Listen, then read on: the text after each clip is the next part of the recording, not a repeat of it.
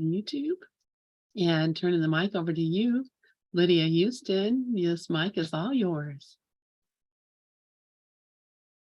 Lynn, I'm having trouble with my screen. This is so funny. Let's see here. Oh my goodness.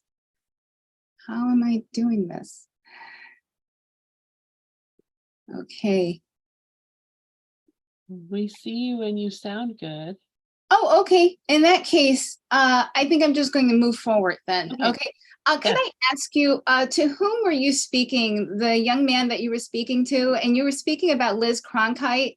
That's Wayne Stills, Rev Wayne Stills. Oh my God. He's on right before you. Hi, how you doing? Hi there. Hi there. How are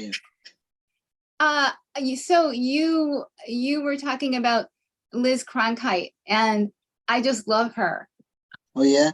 Yeah, I've read almost everything she's written, and she's so real. And I found it really amusing that you were referring to her abrupt style. Yeah, she does have an abrupt style. I like her very much, but I've known her for a long time. And I've just recently spoke with her actually. Oh yeah? Yeah, about a month ago, 2 months ago. Yeah. I was thinking anyone who was familiar with the course enough and felt comfortable enough with the course to actually translate it into plain English is someone that I truly admire. Yeah, it's a pretty good job. Yeah. She's an amazing lady. And yeah, I was telling Wayne, I had her on here a few weeks ago. I interviewed her. And, I mean, she used to teach on Gather some years ago, but she kind of did some other things. But yeah, I had her on, and she's helped a lot of people. She's a very good teacher. Yeah, and her book is good. The latest book she wrote was very good. Yeah, that's what I was talking to her about, because it's very autobiographical. Right. Oh, which one is it? It's Question Miracles Student Awakens, I think. Yeah. Yes. I have not read it yet. It's a good one. It's a good one. I haven't. Yeah, it looks like you have a lot of books there. Every book there. I know. My stepdaughter and her husband and my granddaughter, they are coming to visit us for my husband's 80th birthday. And I was wondering what I'm going to do about my office library. Should I just close it off so no one, because I think this is like a health hazard for children. I mean, really. I just don't think like it's safe, and I don't know what to do with all these books, but I don't want her climbing on the bookshelves or the cases and trying to get something down. So I think possibly I'm just going to quarantine this area. Good idea. Good idea. Probably for the best. Wow. Okay. Today I am reading from Living A Course in Miracles by one of my favorite people, John Mundy. I met him twice at 2 different Course in Miracles conferences. And I just found him really kind and gentle and just a very wonderful person. And I loved his spirit, and I love his writing.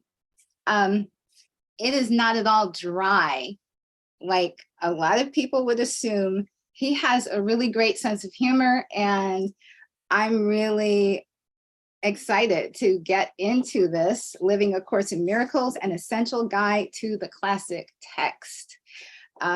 Okay, so getting started, here we go. We're going to start with chapter 1, and we're going to bypass the introduction and get right into it. Chapter 1, there must be another way. How it came to be.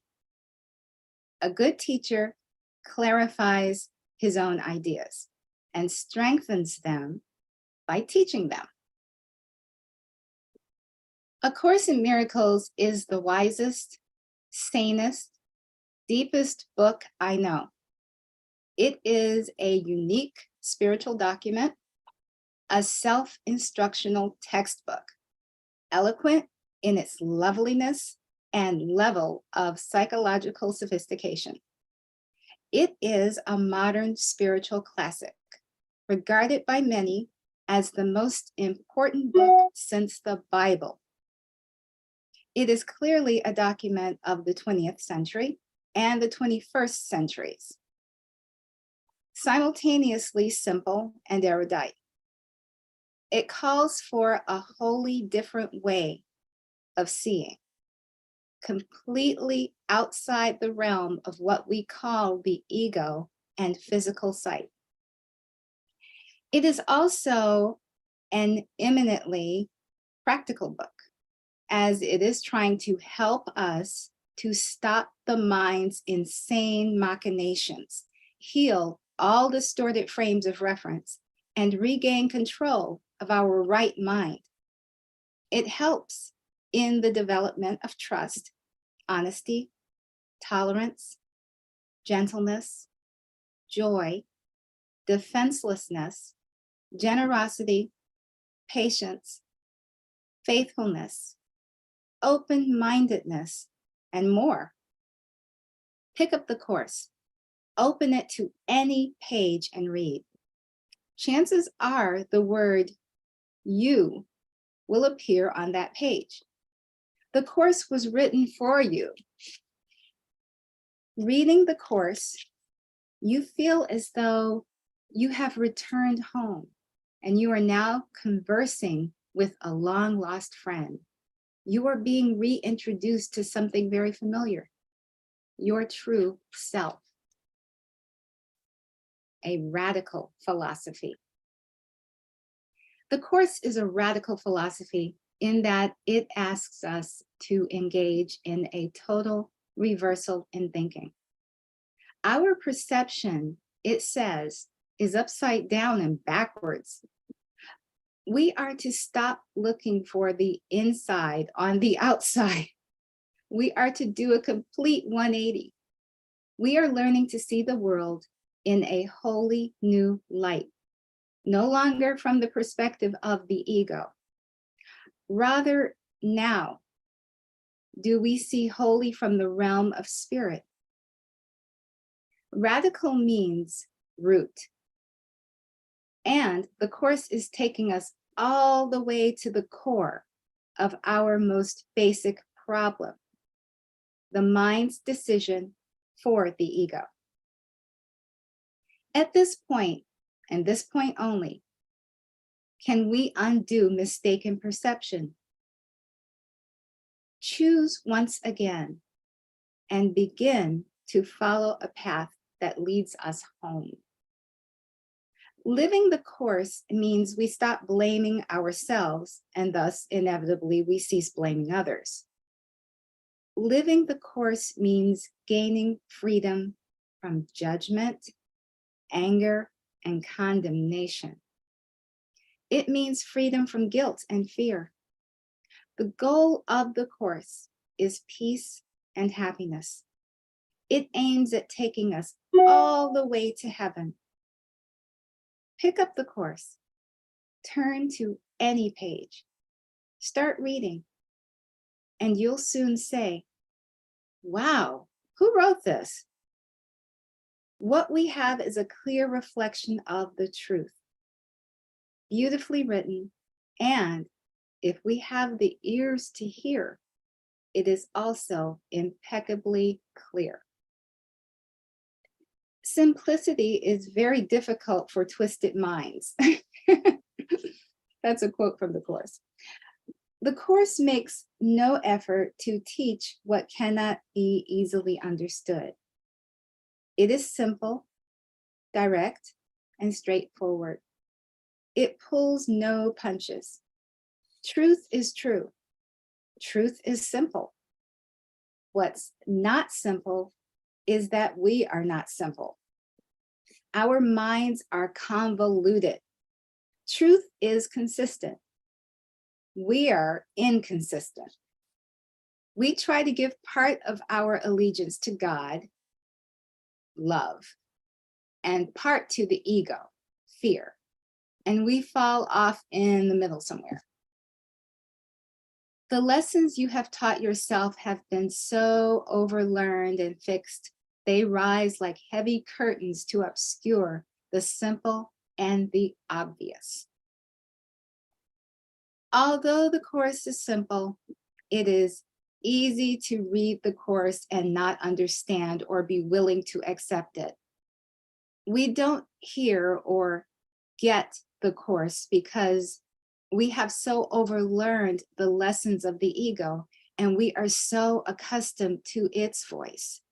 We don't even know there is another voice, a voice of reason and sanity. We don't hear the Course because we don't want to. As with all recalcitrant children, we have an authority problem.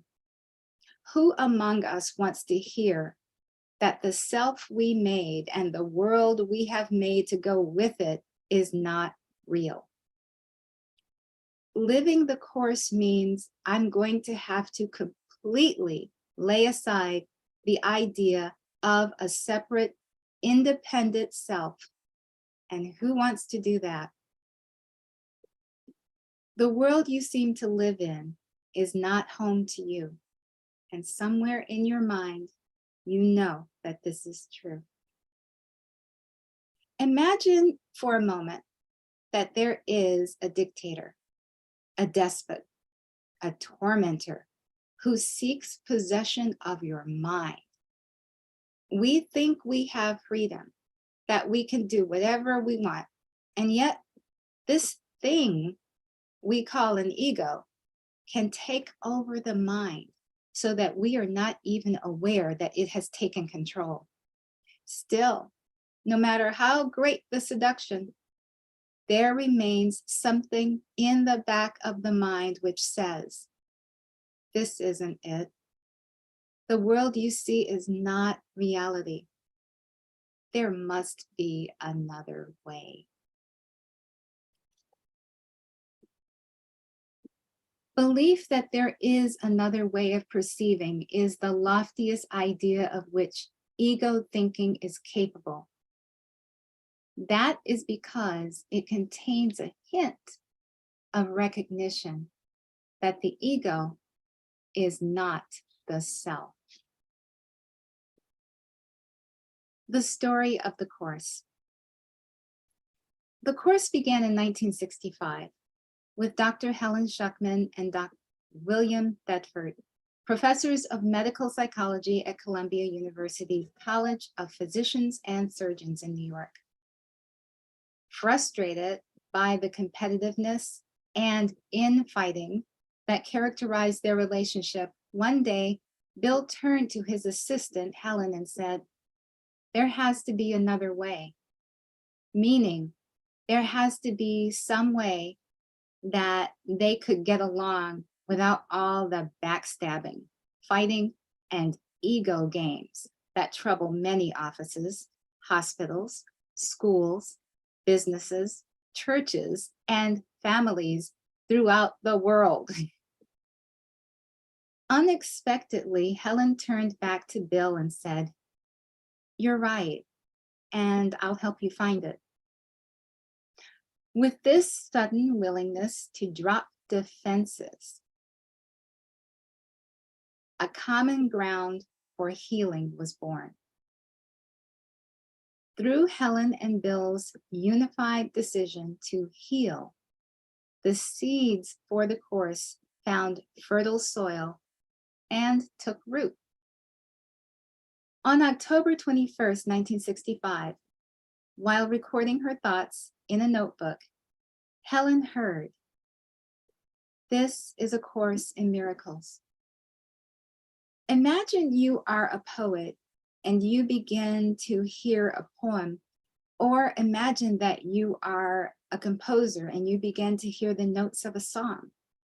It was not automatic writing. Nothing took control of Helen's hand and began writing for her. It was as though an inner voice was speaking to her. She could stop taking this dictation at any point, answer the phone or take care of her other business, and then return to the writing as though there had been no interruption. Helen had the remarkable ability to simply get out of her own way and let love, what we now call A Course in Miracles, flow through. Helen took notes for 7 years and completed the course in September 1972.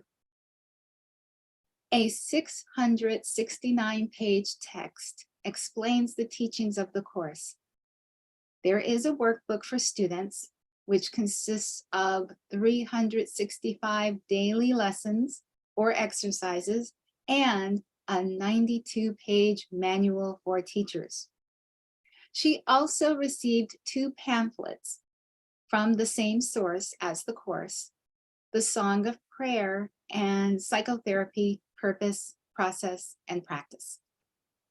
All told, we're looking at just about 500,000 words. The course was published on June 22nd, 1976. More than 2 million copies have been sold. It is now available in 18 different languages, and several additional translations are in process. Spanish is the next best-selling edition after English. One of the unique qualities of the course is the workbook, with its 365 daily lessons designed to help us break up our habituated, ego-oriented way of seeing the world.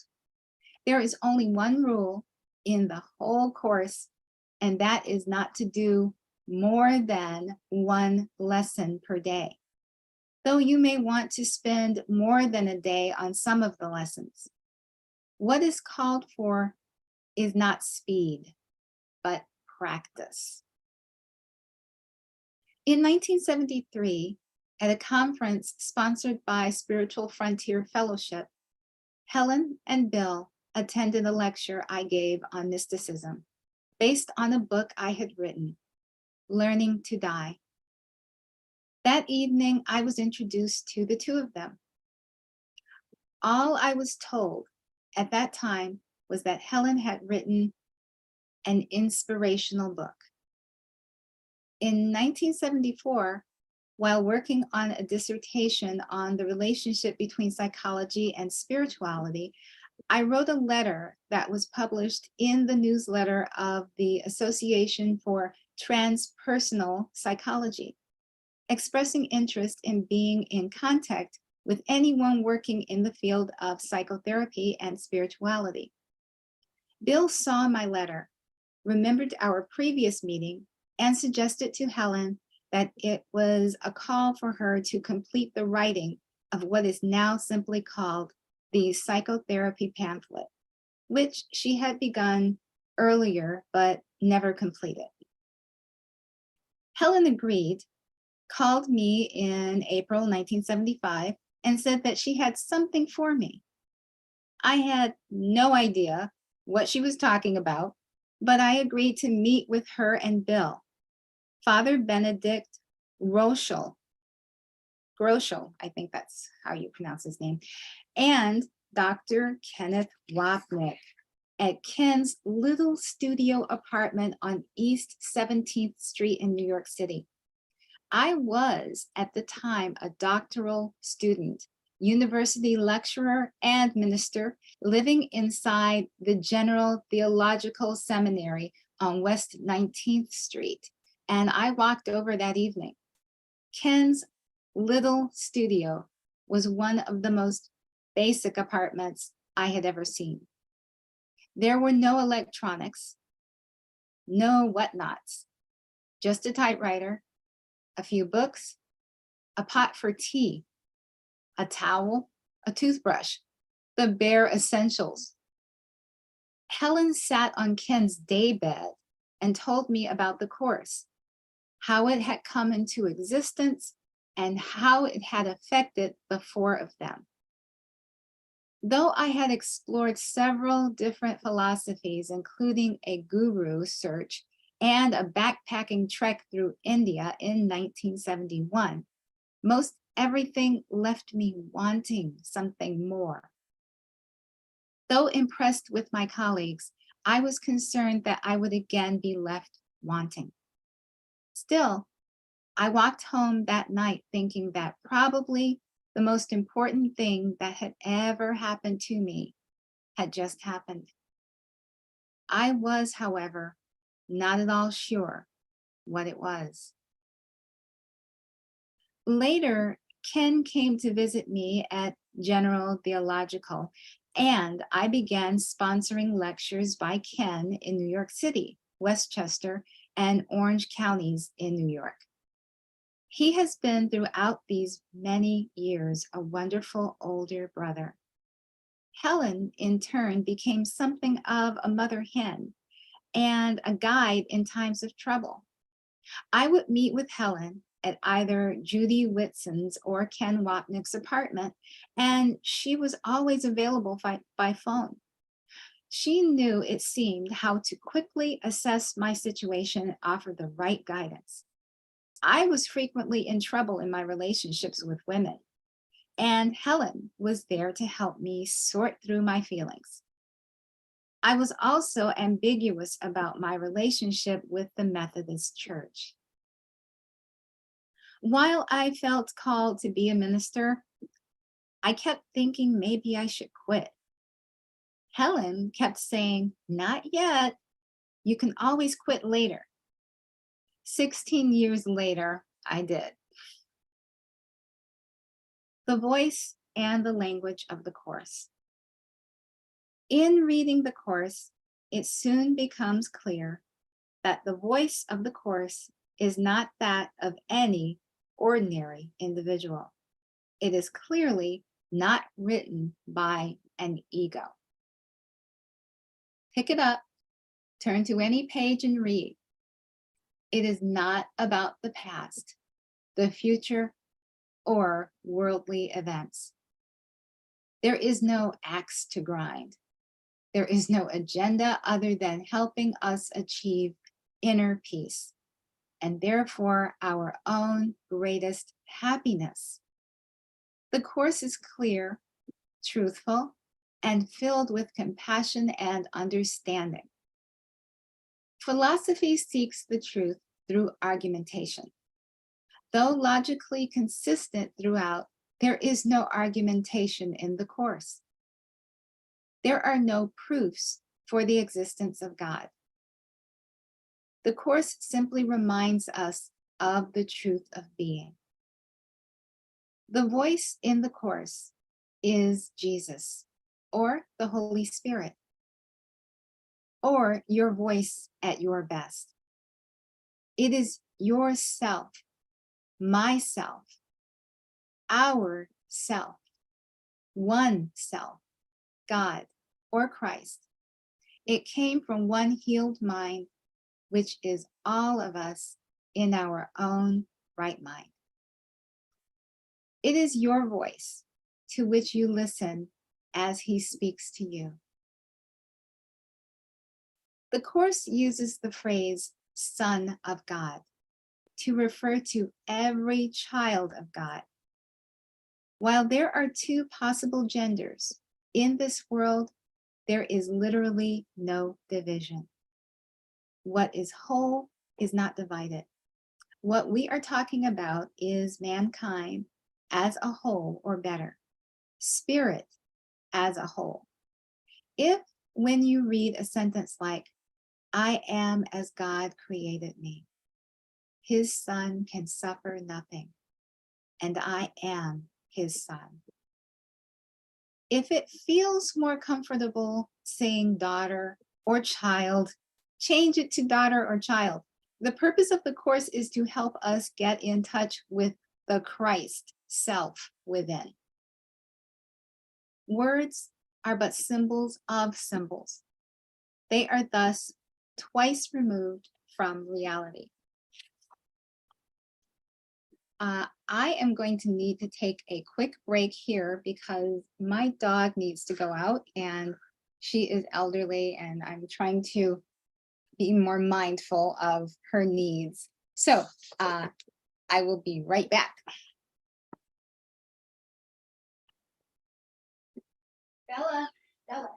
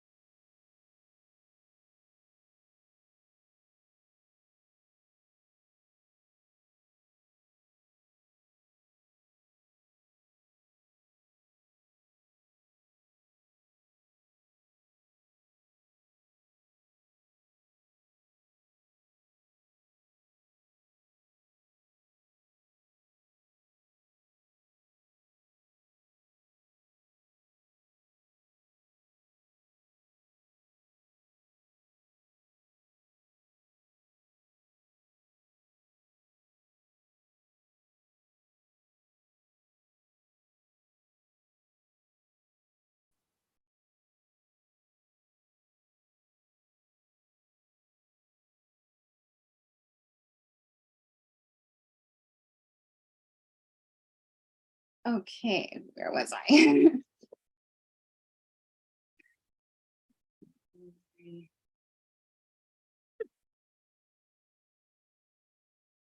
Okay. Only the truth is true, a perennial philosophy. The course is one form of a universal curriculum and a unique path on par with the wisdom of the world's most profound spiritual teachings. What the course says is not new. How could the eternal be new? Mystics, masters, saints, and sages from all over the world and throughout the ages have talked about that which goes beyond perception. We find themes, songs, and representations of the course in the world's oldest philosophies. The Advaita Vedanta philosophy of Hinduism, Buddhism, Gnosticism, Christian mysticism, Sufism, German idealism, American transcendentalism, the New Thought movement, unity, religious science, Christian science, and many more thousands of forms. Whether the flower of mysticism blooms in India or in China, in Persia or on the Rhine, its fruit is one. The course is not a religion. There is no hierarchical organization based on the course. There is no evangelism in the course. It is not about getting the word out to the world. It is about getting the word into the heart. Retaining the mind in the heart is inwardness. Letting the mind go out is externalization. If I evangelize, I must think that I am right and you need correction. If the words get in, it can then be lived in such a way that other folks will see the efficacy of the teaching and the world will be very subtly and effectively changed. Change comes not through revolt, It comes through revelation. The course is, as its name implies, a spiritual study. If you have an organized religion, you have someone on top, someone on the bottom, others in the middle, and ego games and jockeying for position. The course is simply a self-help book, par excellence. It can be studied completely on its own, as it means healing all our relationships. It also means living the course in relationship with everyone we meet. Warning. A friend once told me that when he started going to Alcoholics Anonymous, someone told him that the program would mess up his drinking big time. In other words, if he stuck with the program, he would stop drinking. Stick with the course and it will mess up the ego big time. We are going for nothing less than enlightenment.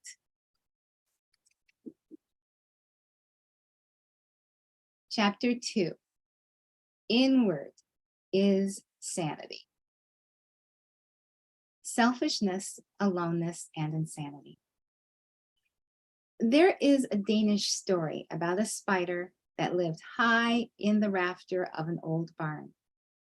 One day, the spider decided to lower himself to a beam where he found the flies more prolific and more easily caught.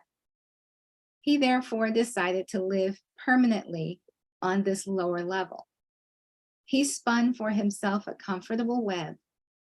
One day he noticed the line down which he had come and said to himself that he no longer needed it.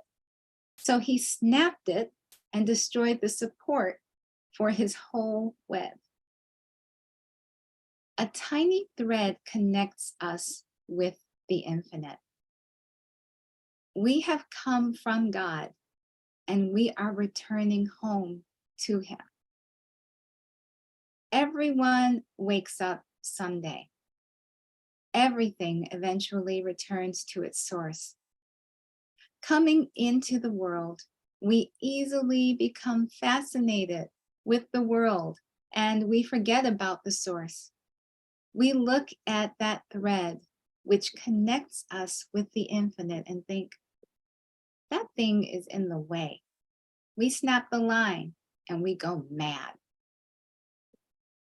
As you look with open eyes upon your world, it must occur to you that you have withdrawn into insanity.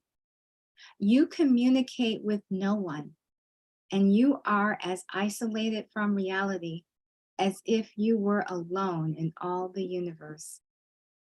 God calls you, and you do not hear, for you are preoccupied with your own voice. And the vision of Christ is not in your sight, for you look upon yourself alone. 1.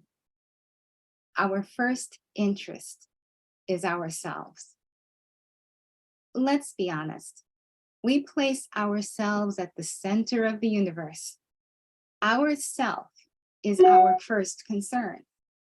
According to a study done on response reactions during times of disasters reported in Science News, March 1st, 2010, it was found that, not surprisingly, our first reflexes are selfish.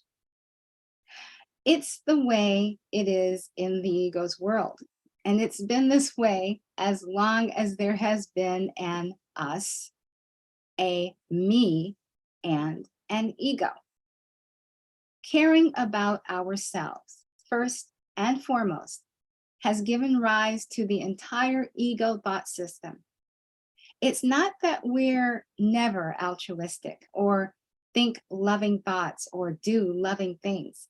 Still, our first thought is for our comfort, our aches and pains, how our bodies look, our need for satisfaction, our status in the community, our finances, our relationships, and more. 2, we think we are alone in the universe. The ego is the mind's belief that it is completely on its own. There are billions of people on this planet, but that does not keep us from feeling isolated. When I fell in love with my high school sweetheart, I fell hard. Although I had a loving family and loved nature and the farm I grew up on, this love was wholly new and different. It was the most wonderful, overwhelming, and magnificent thing I had ever known. We want to melt, to merge, to fall back into oneness. And I fell big time. We were young, and I wanted to wait until the completion of college before we got married. Needing, however, to get away from her alcoholic father and demanding mother, while I was away at college, my girlfriend deliberately got pregnant and then ran away with another man. I was crushed totally and completely. There was no getting her back. I felt abandoned by the only love I had ever known. And it was, I thought at the time, the only love I would ever know. Driving around in my car, I kept banging my fist on the steering wheel, crying and screaming, talking out loud to God and thinking, I am all alone. It's just me and the universe. 3, we're all crazy. This is an insane world, and do not underestimate the extent of its insanity. There is no area of your perception that it has not touched, and your dream is sacred to you. That is why God placed the Holy Spirit in you, where you placed the dream. The first time I saw those 2 airplanes fly into the World Trade Centers, the first thought that went through my mind was the beginning sentence above. This is an insane world, and do not underestimate the extent of its insanity. There are many wonderful experiences in this world. At the top of the list is the love we feel that radiates from us to each other. Our eyes fall upon many lovely things: flowers, birds, mountains, oceans, and magnificent works of art. Our ears, with delight, are tuned to music, children laughing, kittens meowing, dogs barking, and the sweet voices of those we love. Our lips and tongues taste delicious food. Our hands reach out to each other.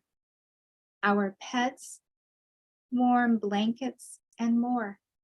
And yet all these things are what the body's eyes see. And we are yet to remember our true identity. For the memory of God can dawn only in a mind that chooses to remember, and that has relinquished the insane desire to control reality. When it comes to the ego's world, the Course calls for incredible realism. There is, it seems, a tyrant who wants to live within my mind. This tyrant tells me many crazy things. Hiding and subterfuge are cool. Greed is good. Anger justified, and war inevitable. To say the world is insane is not to condemn it. It is simply to see things as they are within the ego's framework.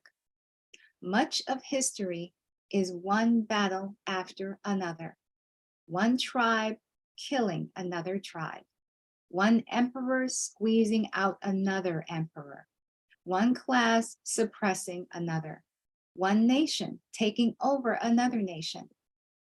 As 19th century transcendentalist Ralph Waldo Emerson expressed it, history is one damned thing after another.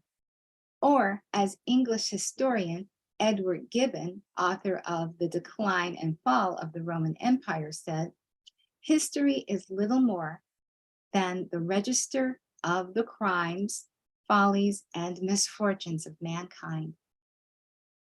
The story of brother against brother is the oldest story in the Bible. As soon as we've got a body, we've got an ego. We've got projection and competition, and we've got trouble right here in River City. The world has not yet experienced any comprehensive reawakening or rebirth. Such a rebirth is impossible as long as you continue to project or miscreate. The madness of the ego is seen in our greatest tragedies. I, Claudius, by Robert Graves, about the Roman emperors of the first century, tells a story of a convoluted web of lies and intrigue woven initially by Caesar Augustus's wife, Lydia, to be sure that her son, Tiberius, would become emperor with complete self-absorption and unbridled ambition. She saw to the poisoning of all her stepchildren. Oh my God, I hope my stepchildren aren't listening to this. And even, it seems, Caesar himself. Caesar's last words were, "Did I play my part well in this tragedy?" He knew it was a tragedy.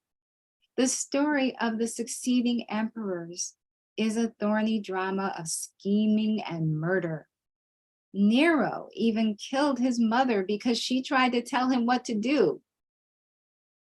There was such self-righteousness and such unhappiness.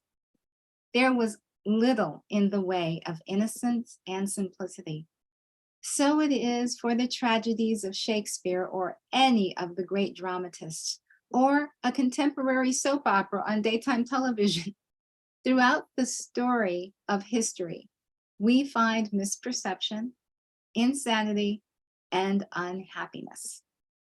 Rarely do we find enduring contentment and the presence of the peace of God. That would not make an interesting story. And now for a wholly new vision.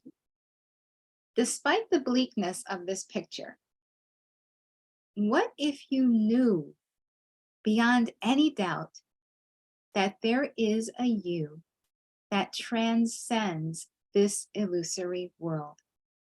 What if you knew that you were not an ego, plagued with problems of guilt and shame, fear and loss? What if you knew further that the world we live in is a thought, a consensus reality made up by an enormous group of other egos developed in fear over millions of years, not out of mean intent, but simply pieced together from our own collective desperation?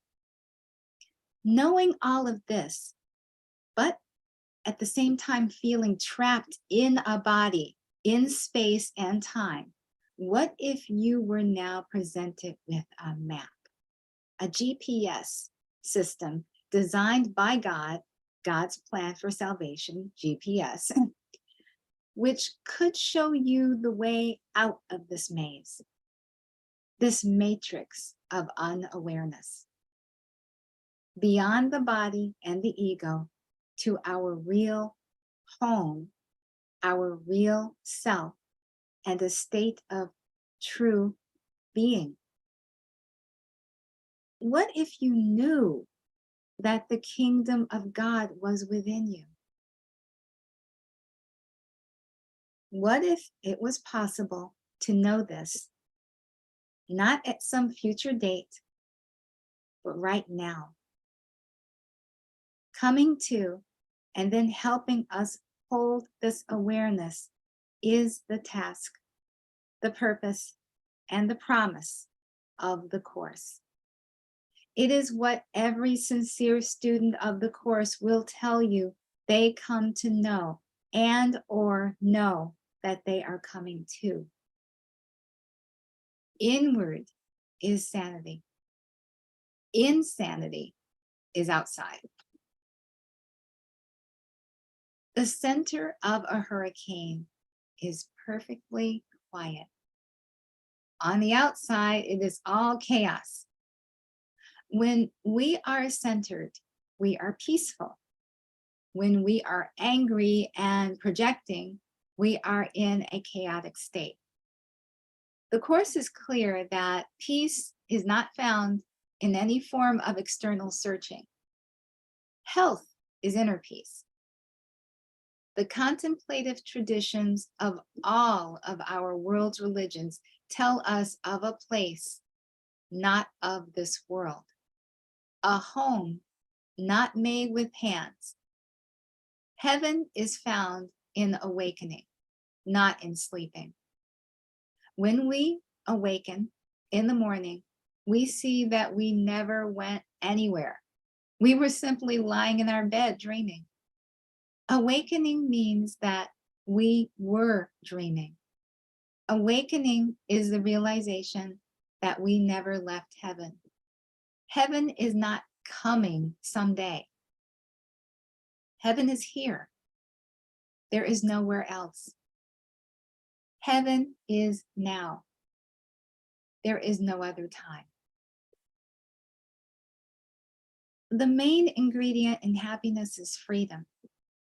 Freedom is always from something. Freedom from wants and needs, freedom from addictions, freedom from anxiety and fears, pains of the body, poverty, lack, and bills, relationships in which one feels trapped, political tyranny, and more. Living the Course means seeking and finding freedom from something which paradoxically does not exist. It means freedom from an illusion, freedom from something we call an ego, something which contains no reality. Be not content with future happiness.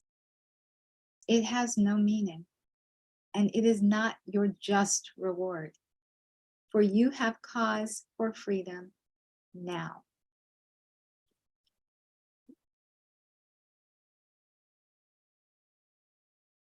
I am going to stop here because it is 3:55 and in just a few minutes I have to call and check on my mom. We are going to begin with or resume with chapter 3. I just love John Mundy's writing. What a gift to all mankind. I really do love him. What I wanted to say was when I first began reading the Course, it was a while ago. I was introduced to the Course through the disappearance of the universe. I had no idea about the Course before I read the disappearance of the universe.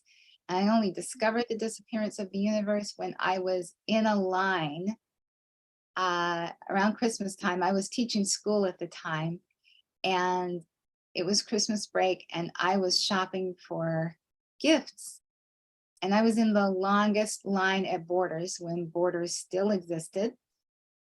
And I remember having these judgmental thoughts about this woman and her children who seemed to be running wild all over the store. And I think they were playing or doing something, and they just sort of jostled a bookcase and that was behind me, and the books sort of shifted. One fell out, and it was Disappearance of the Universe, and it fell and hit me on the shoulder as I was bending over to pick up some books that had slipped from my grasp. And I remember picking it up thinking, why can't that woman, get a handle on her kid? And I love telling this story because having those judgmental thoughts and having the disappearance of the universe hit me on the shoulder was just really symbolic. But that's how I became familiar with it, because it was the longest line I ever stood in. And I did have time to open several pages randomly and read and just think, wow, I think I'm going to get this book for myself, which I did eventually do. And it was several weeks before Christmas. And I just remember reading it and asking my mom to get me A Course in Miracles for Christmas, which she did. And that was my introduction. So that being said, it changed my life. It rocked my world. It did everything I wanted it to do. And it is my constant companion. So I am going to say goodbye for now, and I will be with you all again next week at the same time, same place. And we will be reading from John Mundy's wonderful Living A Course in Miracles, an Essential Guide to the Classic Text. Thank you so much for joining me, and I will be with you all again soon. Bye for Thank you so much, Lydia. And I love that story about the disappearance of the universe. That was my first intro to the course also. So, and it didn't hit me on the shoulder, but like might as well have. So anyway, thank you once again, Lydia Huston, and we'll be looking forward to seeing you next week. Thank you very much. Really enjoyed it. You're a heck of a reader too. Thank you. I'm gonna have to go, so I'll see you. When I have to go, so I'll see you Monday. See you Monday. Love you, Wayne. Love you too. Bye-bye.